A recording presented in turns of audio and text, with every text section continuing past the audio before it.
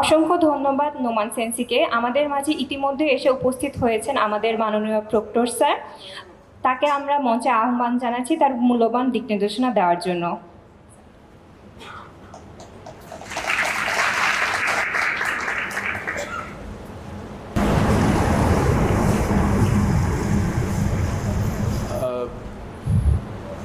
সবাইকে সালাম এবং শুভেচ্ছা। আজকের যে আয়োজন, এই আয়োজনের প্রস্তুতি অনেক দিন ধরেই চলছে।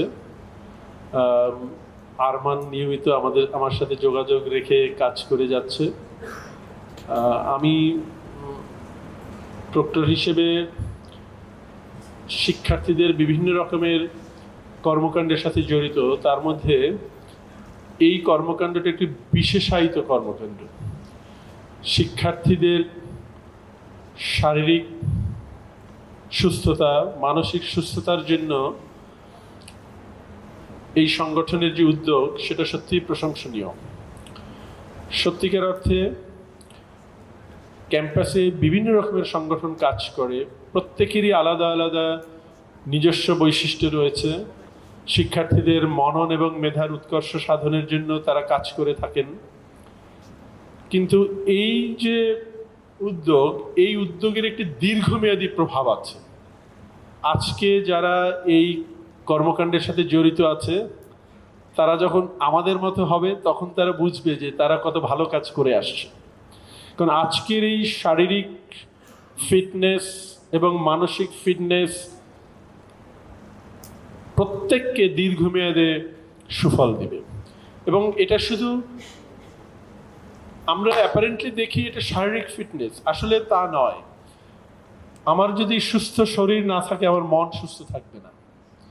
আমার সুস্থ শরীর না থাকলে আমার পড়ালেখায় মন বসবে না। আমার এখনো মনে আছে, ছোটবেলায় আমরা বইয়ে পড়তাম, আমার এখানে সহকারী প্রক্টর রতন ভাই আছেন, তিনিও নিশ্চয়ই মনে করতে আমরা সমসাময়িক, যে লেখা থাকতো স্বাস্থ্যই সুখের মূল।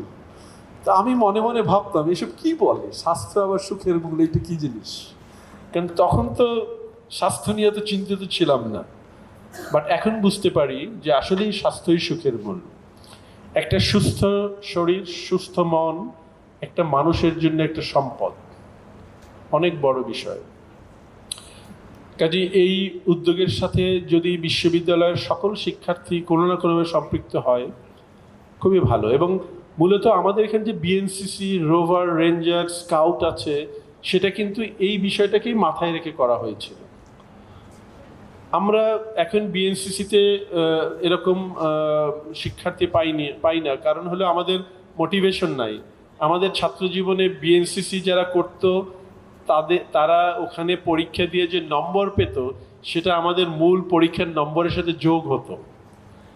এবং এটা একটা মোটিভেশন ছিল আমাদের জন্য, যে আমি তা না হলে একটা শিক্ষার্থী কেন বিএনসিসি করবে? আমি যতই বলি যে বিএনসিসি করা তোমার জন্য ভালো, কিন্তু এই ভালো তো ও বুঝবে না। ও বুঝবে আমি আসলে কি পাবো এই বিএনসিসি করে। একদিন কাজ করলাম, 400 টাকা পেলাম আর একটা খাবার প্যাকেট পেলাম, ইজ ইট অল? নো। আমরা ওই যে নম্বরটা পেতাম, ধরো একজন স্টুডেন্ট সেকেন্ড ক্লাস 5th হয়েছে, কিন্তু সে যদি বিএনসিসির 25 নম্বর যোগ হয়, ওখানে যদি 20 যোগ হতো, সে হয়তো সেকেন্ড ক্লাস ফার্স্ট হয়ে যেত। কিংবা ফার্স্ট ক্লাস 5th হয়েছে, সে ফার্স্ট ক্লাস ফার্স্ট হয়ে যেত। এই মোটিভেশনটা ছিল। কিন্তু এটা কেন বন্ধ করে দেওয়া হয়েছে সেটা আমার এখনো জানা নাই। কিন্তু এটা থাকলে, এই যে প্রাতিষ্ঠানিক আয়োজনটা, এই প্রাতিষ্ঠানিক আয়োজনটার মূল কারণ হলো যে শিক্ষার্থীদের নানাভাবে মোটিভেশন দিয়ে তাদেরকে সুস্থ শরীর এবং সুস্থ মন এটা নিয়ে যেন তারা বেরিয়ে যেতে পারে। তো সেখানে এই গ্যাপটা তৈরি হওয়ার ফলে শিক্ষার্থীদের যে উপলব্ধি হয়েছে, এবং যারা সময়ের চেয়ে এক ধাপ এগিয়ে থাকেন, আরমানের মতো শিক্ষার্থীরা, তারা যে উদ্যোগটা নিয়েছে, আয়োজন করেছেন, এবং সেখানে আমি দেখি যে অনেক শিক্ষার্থী সংশ্লিষ্ট আছে।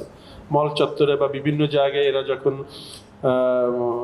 প্রশিক্ষণ নেয়, এরা যখন চর্চা করে, যেখানে সাধারণ শিক্ষার্থীরা সকালবেলা যতক্ষণ পারে ঘুমায়, কিন্তু এই শিক্ষার্থীরা খুব ভোরবেলা উঠে এসে এই শরীর গঠনের কাজে মনোনিবেশ করে। এটা একদিকে তাদের পড়ালেখার কাজের সময় বাড়িয়ে দেয়, অন্যান্য কাজের সময় বাড়িয়ে দেয়, তারা লম্বা একটা সময় পায়। সব কিছু মিলিয়ে দিনের শেষে এই প্রক্রিয়ায় শিক্ষার্থীরা লাভবান হচ্ছে। এবং আমি এর সাথে সংশ্লিষ্ট যারা আছেন সবাইকে সাধুবাদ জানাই, এবং এই প্রক্রিয়া যেন অব্যাহত থাকে এবং এটা চালিয়ে নেওয়ার জন্য প্রশাসনের তরফ থেকে যে কোনো রকমের সহায়তা যদি প্রয়োজন হয় আমরা আমাদের সাধ্যমতো চেষ্টা করব। আপনাদের সবাইকে ধন্যবাদ জানিয়ে শেষ করছি।